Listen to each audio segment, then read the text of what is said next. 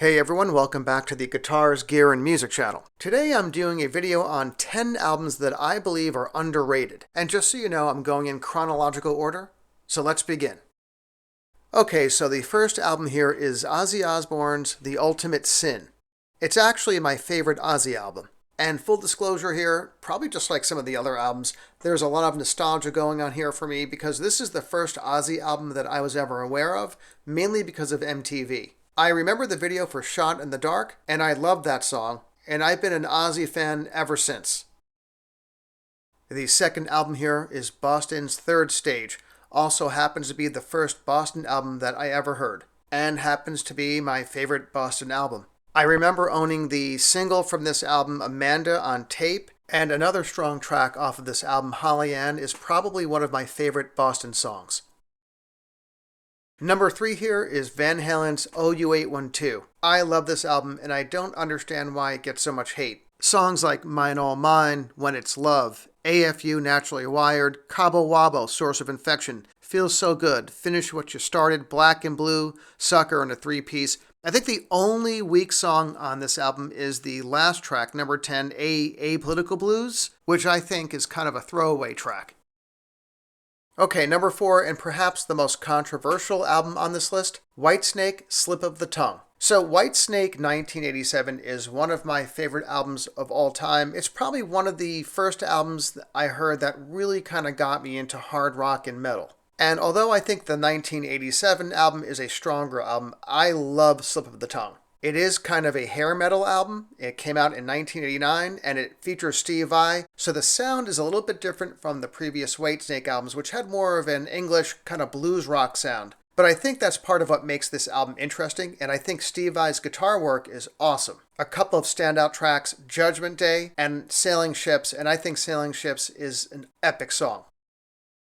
Okay, number 5 here is the first album by Blue Murder, featuring former guitar player for Whitesnake, John Sykes. I think it's underrated in the sense that this album probably should have been much bigger, and I think this album really in many ways is the successor to the 1987 Whitesnake album. And although I love Slip of the Tongue, I think if John Sykes had stayed in Whitesnake, I think the next album would have been much closer to this than what we got on Slip of the Tongue.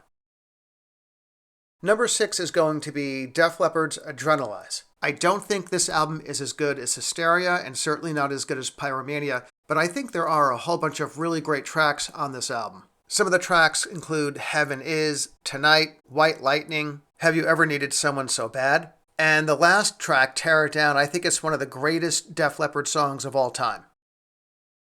Number 7 is going to be Euthanasia by Megadeth. So, full disclosure, I consider myself a casual Megadeth fan, but I really like this album.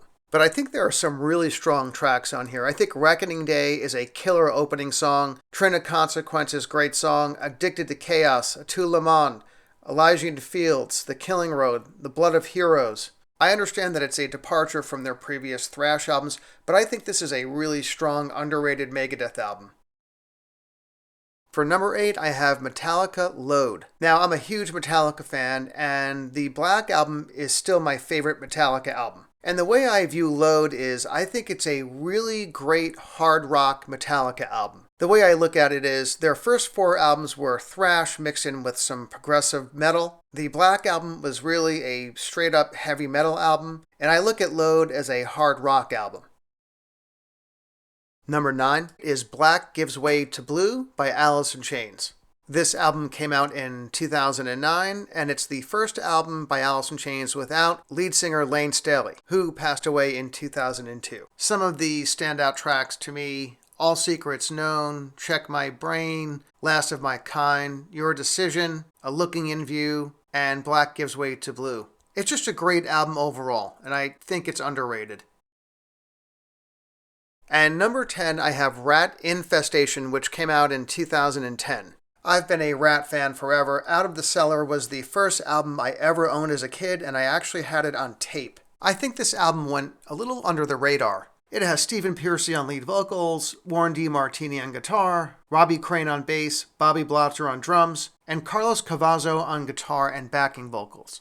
I think this is a really good, underrated album, and I think it's as good as a lot of their 80s output. If you haven't heard this album, I highly recommend checking it out.